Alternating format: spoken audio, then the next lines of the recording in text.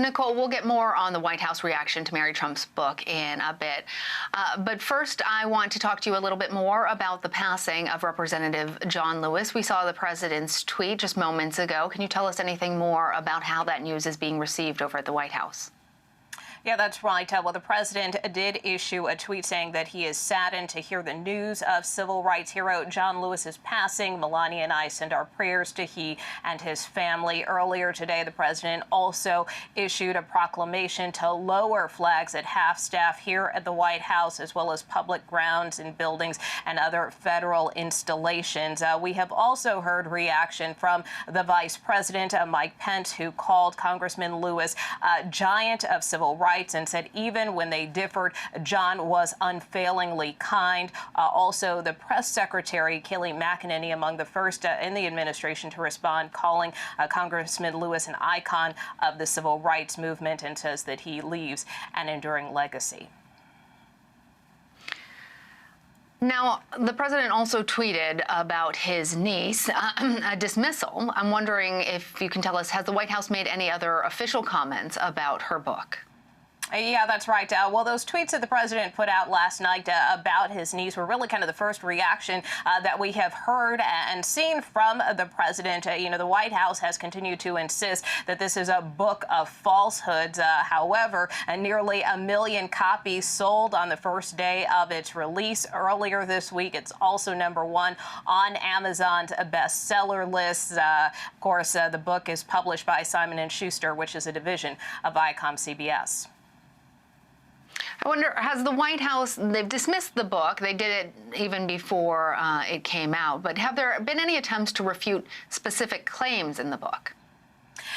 Not really beyond kind of the general statement that they have put out. Obviously, Mary Trump, as we pointed out, has done a number of interviews this week. For instance, she has alleged that her uncle often used racial slurs, and she also, of course, one big point that she makes in her book that's gotten a lot of traction is she accuses the president of cheating on his SATs. And so this is something that the White House has been specifically asked about both of those claims, but again, their response continues to be that this is a book of falsehoods.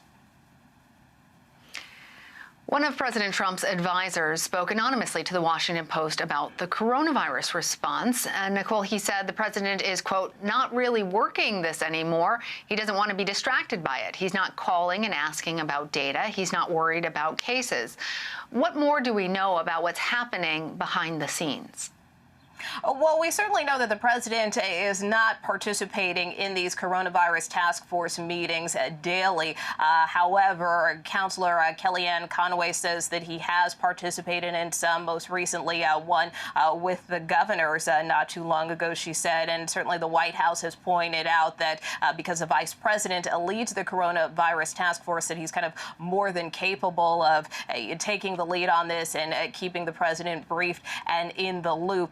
That being said, Kellyanne Conway also told reporters yesterday or suggested the idea of possibly bringing back some of these coronavirus task force briefings that we saw more frequently over the spring months, where we saw the president and the vice president up there along with members of the task force. She did tell reporters that the president's approval rating was higher when he was at the podium.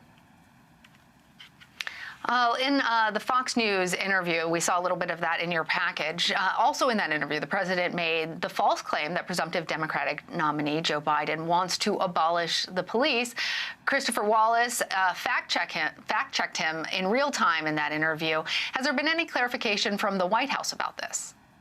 Yeah, well, this was a pretty interesting TV moment, if you will, because in the midst of that interview and that back and forth between the president and Chris Wallace, the president just looked off camera and called for an aide and, in essence, asked the aide to bring him a document so he could try to fact check this for himself. And the president was making that claim. He said, based on this document that was produced by the Biden campaign, it was the product of a joint task force between Joe Biden and Bernie Sanders, where, officials who worked on both of those campaigns kind of came together and put forth this platform of ideas. But even in that document, when the aide brought it over to the president, he wasn't able to find this claim about defunding the police. Although I will note, shortly after the interview clip ran, the Trump campaign came out insisting that the president was indeed correct. However, you'll recall that our own Norah O'Donnell interviewed